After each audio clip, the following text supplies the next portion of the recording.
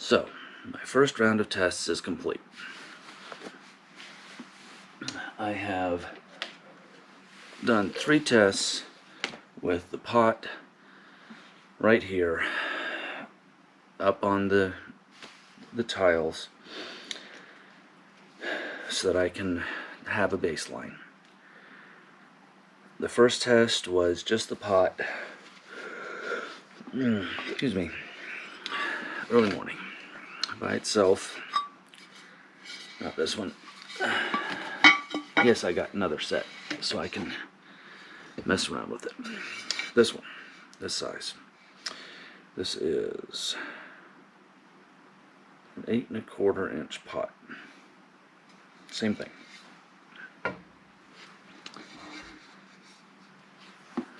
First test was by itself with no lid.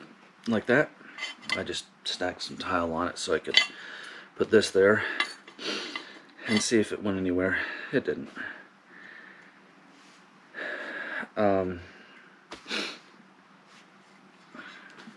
Next test I put this on so I could completely cover the top. And the third test I put some coins underneath the edge. I saw somebody, or rather someone had a video and they called that the Cornish eater. While all of the results were about how I expected, there was a little bit of a surprise as the candles went out for which thermometer was the highest temperature. So let's go look at the graphs, because I actually recorded this data and I graphed it. We have this first test.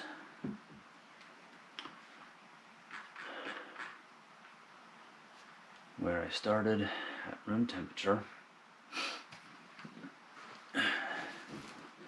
and I let it burn for about 4 hours. As you can see. And then we have the second test. Again, it burned for about 4 hours.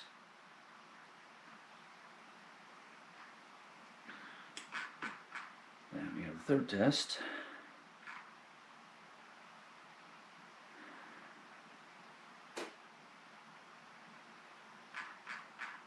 So, what did this look like? Well, this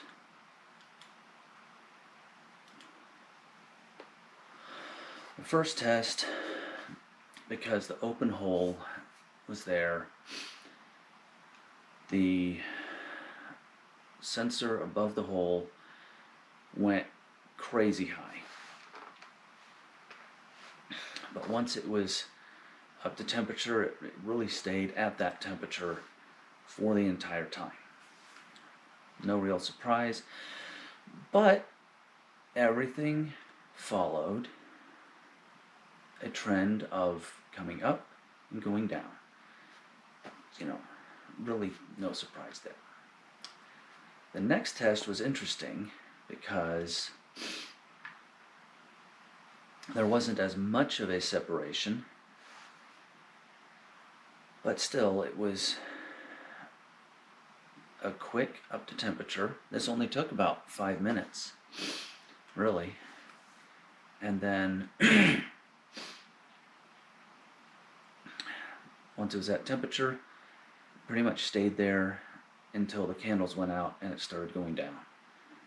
There wasn't a lot of drop off as the candles were burning, which I was kind of expecting, but you know, a little bit of downhill in this area, and then the candles start going out here and it just, you know, relatively plummets. The third test with the coins gave me a little bit higher heat output on the upper right And it was interesting that this line happened. So I put together all of these into a video, and I will also post all of them, all the time lapses, separately. Next test, it's going to be interesting to see how much of a difference I get from these as I run the different tests. So we'll see what it looks like and how it goes. Further on,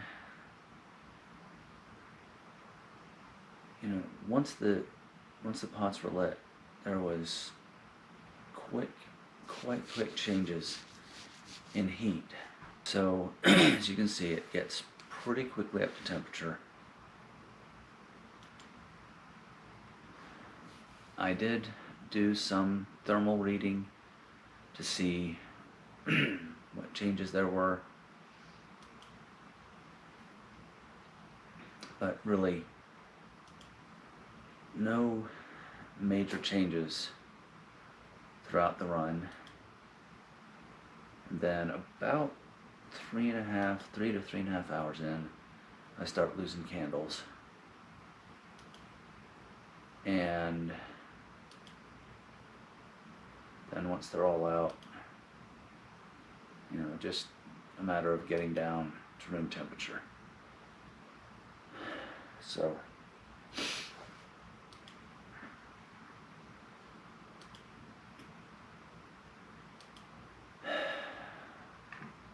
not much exciting to look at on that. What is the final conclusion here?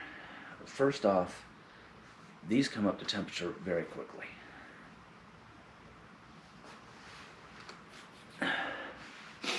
Secondly, they are quite stable in their temperature output.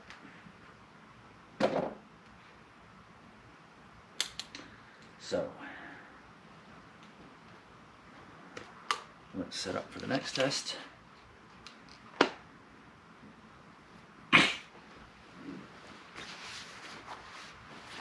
And see what happens.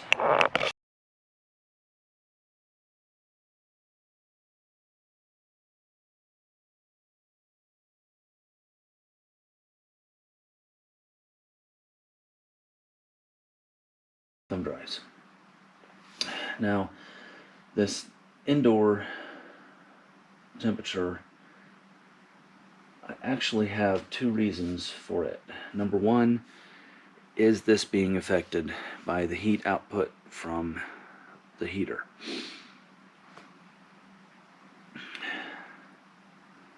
I'm not expecting it to be, because this is too large of a space. So the other reason is it allows me to keep a constant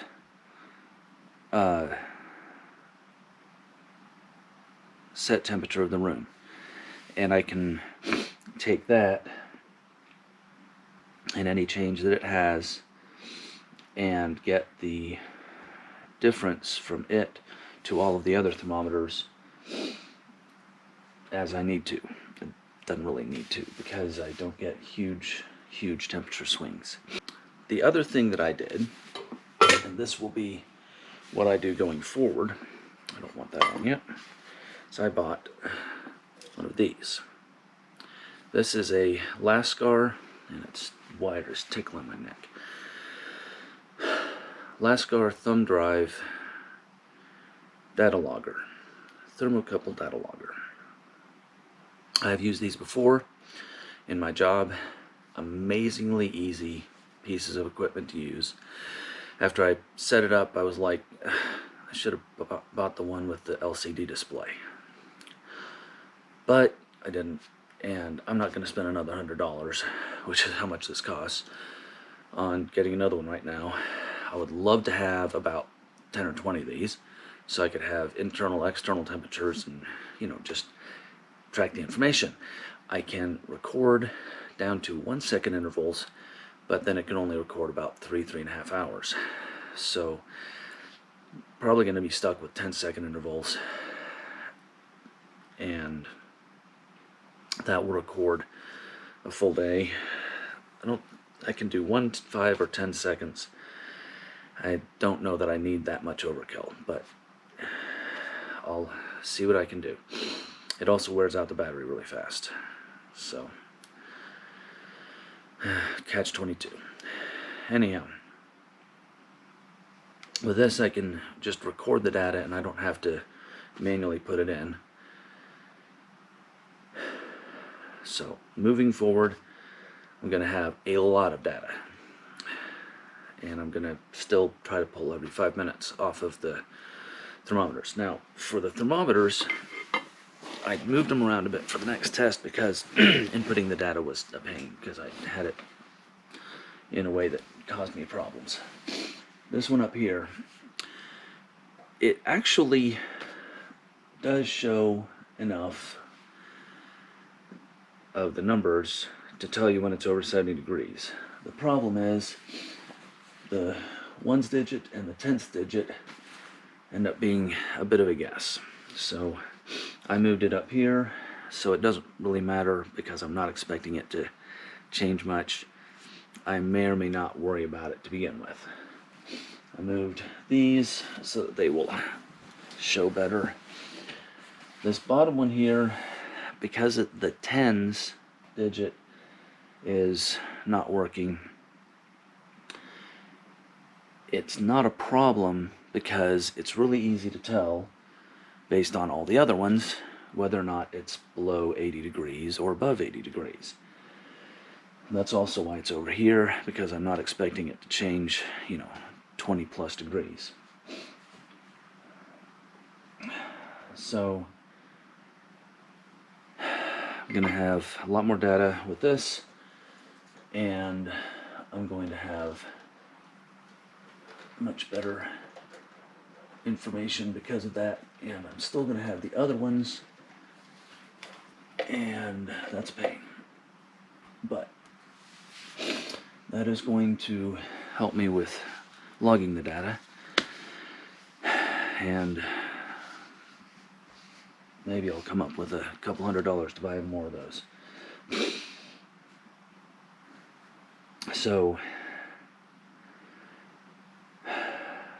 final thing is, I've had someone writing in on the comments and saying that I need 3 pots because it's going to catalyze something, and then it's going to burn more fuel. Now,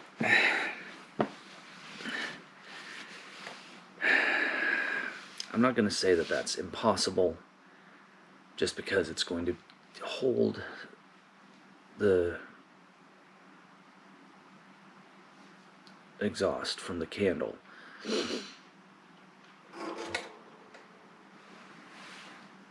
Okay, it slipped. But honestly, there are laws of thermodynamics that you cannot bypass.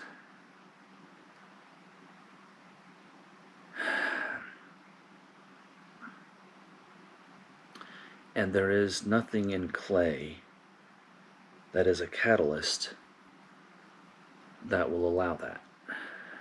So I will get there. I will go to 2 pots, and then I will go to 3 pots, and I will put all the voltage and everything else in there. But from this point on, every item that I add that adds mass, and even lowering the pot to make sure that everybody's happy, excuse me, that having the pot lower and closer is going to change the temperatures that are output.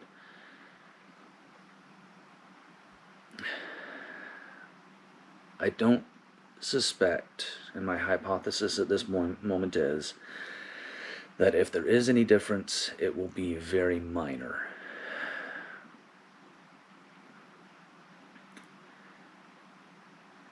And the other hypothesis is, because I understand the laws of thermodynamics, that all I'm going to do is increase the time that it takes to warm it up and increase the amount of time that is spent with more radiant heat. We'll see.